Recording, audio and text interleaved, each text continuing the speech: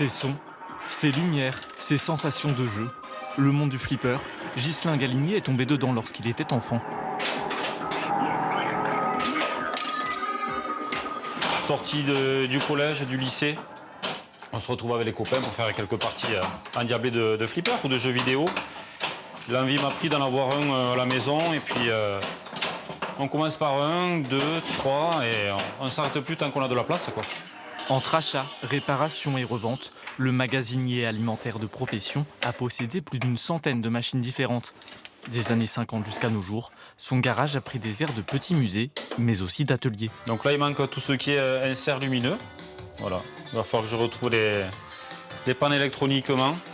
Le Tarnais est en pleine restauration de ce flipper des années 80. Acheté 2200 €, une bouchée de pain pour ce genre d'appareil, mais il pousse le collectionneur à multiplier les casquettes.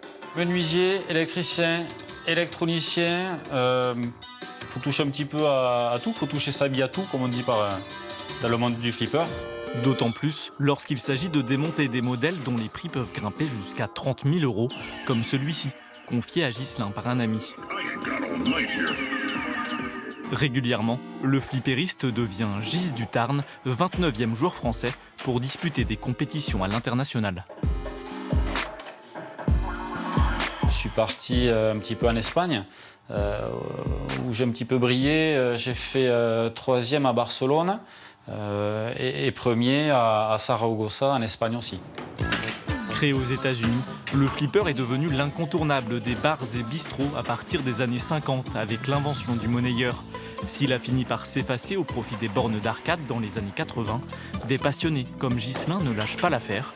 Le collectionneur a monté sa micro-entreprise de location. Depuis quelques mois dans ce karting, une nouvelle vie a débuté pour 3 modèles de sa collection. Voilà, mademoiselle.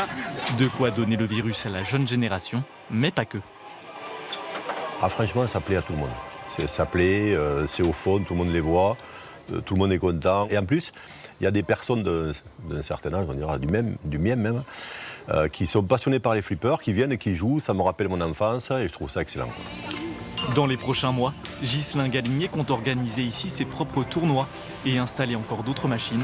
De quoi donner à un jeu quasi centenaire une nouvelle jeunesse. Quand j'ai commencé le flipper il y a 15 ans, je me suis dit je suis un des seuls ou un des rares à vouloir un flipper chez soi. Il y a plein de passionnés qui ont des machines chez eux, mais ça ne se sait pas trop. On a tous l'impression d'être un petit peu le fou du village et puis finalement non, il y a plein de fous partout, dans tous les villages de France.